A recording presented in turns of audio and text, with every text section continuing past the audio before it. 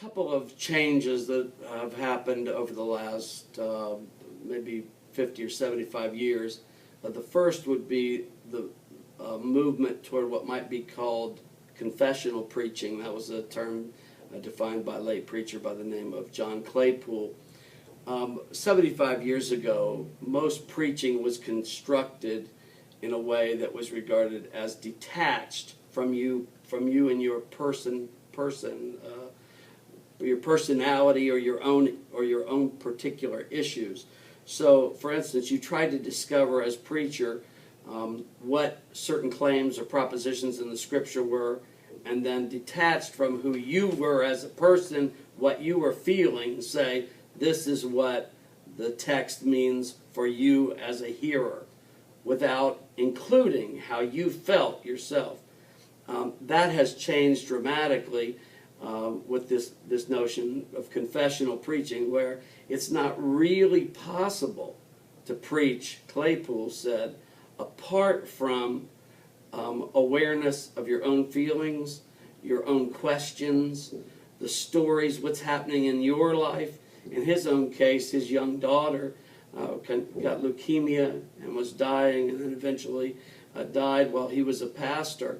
And he said, preaching can only be meaningful and authentic as I feel those feelings and I express through the text what's going on inside of me.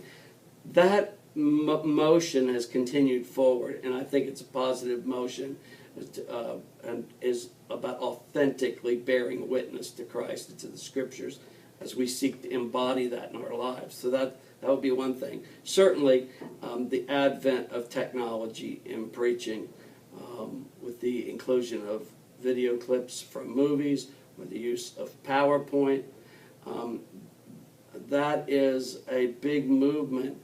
Whether it's good movement or bad movement is for all of us to reflect on as we think about it together. Some might say that it mitigates the human personality if you interrupt the preaching with the inclusion of something like this. On the other hand, some would say, no, this demonstrates how contemporary Christians can be by understanding the world of art and making art accessible to people, and saying this is how the Scripture maybe relates to you with the use of contemporary art. So that question will go forward, and it deserves theological reflection and conversation among us.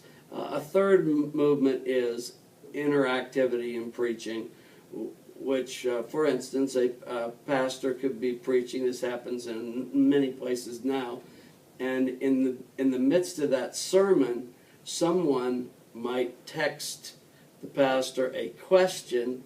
The text then appears on a screen, and then the pastor notices this question, responds to that, so that you have a very immediate conversation emerging in preaching. And that is certainly a new trend in preaching. I suspect going forward, we'll continue to see innovation that attempts to take into consideration where the culture is and to make the message of the gospel heard in these creative, innovative ways. I also think, though, that going forward, if society moves as to be a